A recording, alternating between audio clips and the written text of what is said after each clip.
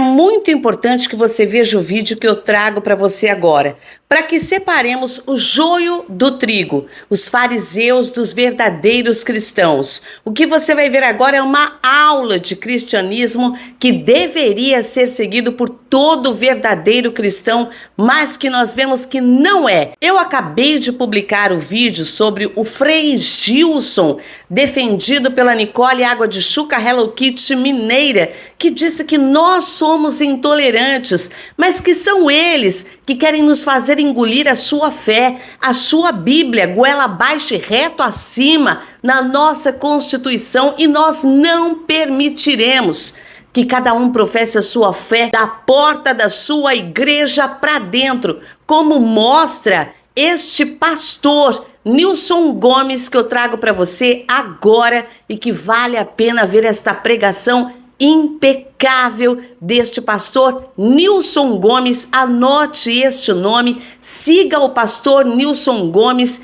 que ensina o verdadeiro cristianismo e que deve ser separado da politicagem barata que se usa neste país para fazer púlpito de palanque eleitoral, onde se abre porta das igrejas para defender o indefensável, genocidas, ladrões de joias e falsos cristãos que se usam da palavra de Deus para manipular a opinião alheia, fazendo pautinhas moralistas que convencem facilmente milhares de gados neste país. Irmãos, eu enfrentei um processo, não foi necessariamente um processo dentro dos ritos legais de um estatuto, mas eu fui chamado à parte para que eu me retratasse, para que eu pedisse perdão. E eu respondi: ok, eu não tenho nenhum problema em pedir perdão, sem problema, desde que vocês me mostrem o meu pecado. Qual foi meu pecado? Bati na minha esposa? Tem alguma acusação contra mim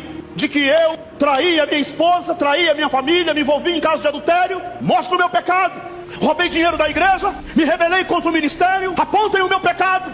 Contratei garotas de programa, me envolvi em prostituição, mostra o meu pecado. Baixaram a cabeça e um me retrucou dizendo: pegou mal. Não é questão moral, não tem a ver com pecado moral. Graças a Deus, que hipocrisia. Graças a Deus você é limpo. O problema pegou muito mal. O que foi que pegou mal? Pegou mal porque eu disse que o púlpito não é palanque.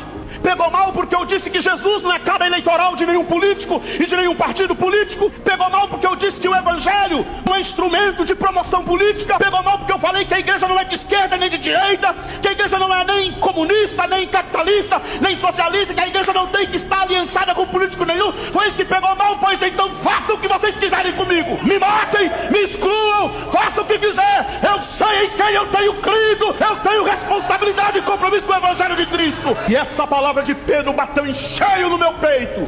Importa obedecer a Deus do que aos homens. Que fique com esta mensagem bem claro que nós não somos contra quem é cristão, nós não somos contra quem professe a sua própria fé, seja ela de matriz africana, seja ela evangélica ou seja ela católica. O que nós não permitiremos e não vamos voltar um passo atrás é na nossa liberdade de escolha, é na nossa própria vida e cada um cuidando da sua fé e da sua vida, sem meter o bedelho na vida dos outros, na escolha dos outros e na liberdade dos outros, porque liberdade de expressão defendida pela excremento-direita é só para cometer crimes. Quando se fala da fé dos outros, da falta de fé ou qualquer outra coisa, aí não pode. Aí vocês querem que nós que somos obrigados a crer nas mesmas coisas que eles creem, a professar a mesma fé que eles professam.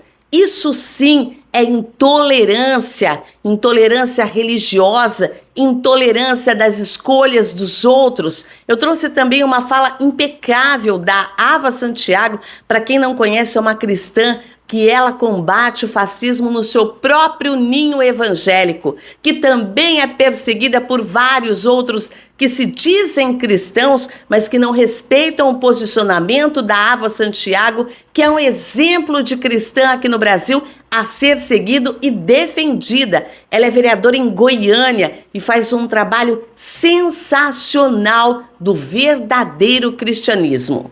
É inegável que eu te peço para fazer também uma avaliação do governo federal, né? 2026 está aí e há diferentes grupos, como o do próprio governador Ronaldo Caiado, que sonham em alcançar a presidência, e a gente ainda vive um certo impasse em relação ao que vai ser do governo Lula. A candidatura do governador Ronaldo Caiado, eu chamo de delírio presidencial dele. Por quê? União Brasil já não vai no lançamento dele. Tomou um fora, né? Ele marcou o evento e as pessoas simplesmente disseram, nós não vamos. Porque não é um apelo do partido, é um apelo pessoal. Eu sempre vejo com olhos de desconfiança quando um político quer fazer do Brasil a plataforma da realização dos seus desejos pessoais. A postura de estadista não coloca os seus sonhos acima daquilo que é realmente importante e fundamental para as pessoas. O estadista precisa ter minimamente essa percepção. Falando sobre o governo Lula, muito importante a gente saber o que o Brasil vivia quando o Lula ganhou a eleição. Você teve a instrumentalização de poder pegar empréstimo consignado do Bolsa Família, que no caso era o Auxílio Brasil, às vésperas do período eleitoral. Você teve um rombo gigantesco nos programas sociais por causa dos malabarismos que o Bolsonaro fez para ganhar a eleição. Você teve o governo que estava governando o Brasil gastando dinheiro público durante a campanha, dinheiro para fazer campanha, dinheiro para pagar motociata. Você teve a fragilização das instituições, o desmonte de um monte de política pública que está precisando ser refeita. E é esse o processo. Refazer o Brasil não é céu de brigadeiro. Segundo ponto, um Congresso mal acostumado, governo fraco, é banquete para chantagista. O que o presidente Lula fez? Eu não vou aceitar que o meu orçamento inteiro fique na mão de um Congresso que negocia no balcão miúdo. E quem criou o Congresso que negocia no balcão miúdo? Bolsonaro. Por quê? Porque não dava conta de governar, não dava conta de gastar o dinheiro que tinha em caixa para fazer política pública e ao mesmo tempo não dava conta de controlar o Congresso. Esse fenômeno que a gente está chamando hoje de orçamento secreto foi criado pelo Bolsonaro. Os deputados não querem que as pessoas saibam para onde eles estão mandando dinheiro, efeito de um governo fraco, que não sabia fazer política, que só sabia negociar. E agora o presidente Lula chega nesse Congresso acostumado a ter cada um o seu próprio orçamento e tem que colocar as coisas no lugar para governar. Mas apesar dos índices que estão apontados aí, que é foto, não é filme, a gente tem os fatos que são inquestionáveis. Você tinha 30 milhões de pessoas passando fome, agora você tem menos de 5. O Brasil voltou pro mapa da fome com o Bolsonaro, saiu de novo do mapa da fome com o presidente Lula. A gente tinha 15 milhões de desempregados com o Bolsonaro, agora são menos de 5 milhões de desempregados. Comida tá cara, mas quem tava passando fome agora tá comendo. E agora, nesses 2 anos finais desse primeiro mandato dele, é botar a marca dele. O governo precisa dizer o que tá fazendo. E aí, ele precisa dizer isso. Eu defendo a família. Porque se eu tô colocando o adolescente pra concluir o ensino médio, eu defendo a família. Se eu tô colocando o filho do pobre na universidade, eu defendo a família. Então, o presidente Lula precisa assumir pra si o discurso da família, que é a grande ameaça que a extrema-direita faz e que só faz bravata pra fazer terrorismo moral, porque do ponto de vista prático, eles é que são os verdadeiros inimigos da família. Porque eles é que votam contra a isenção do imposto de renda pra quem ganha até 5 mil reais. São eles que votam contra o aumento do salário mínimo. São eles que votam contra o aumento do Bolsa Família. Então, os inimigos da família são eles. Nós defendemos os verdadeiros cristãos,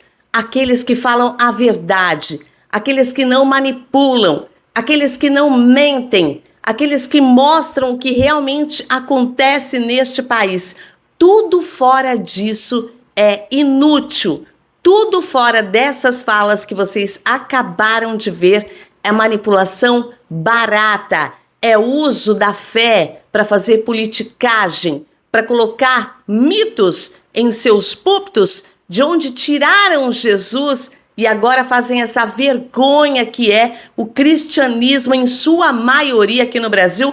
Óbvio que com exceções como Henrique Vieira, como o padre Júlio Lancelotti, que eu sempre defendi o padre Júlio aqui, perseguido e atacado, às vezes pela própria Igreja Católica, como foi no caso da Canção Nova, que perseguiu o padre Júlio por ele alimentar famintos, por ele alimentar pessoas em situação vulnerável de rua.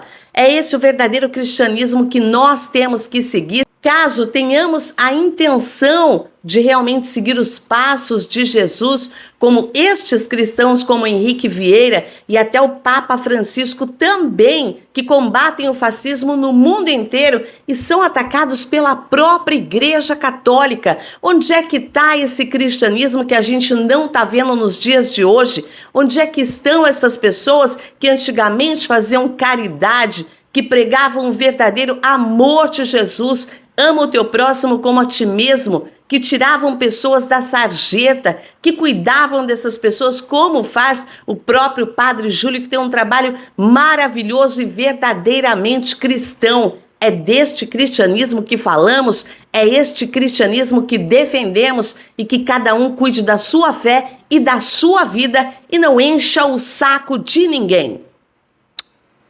Babei.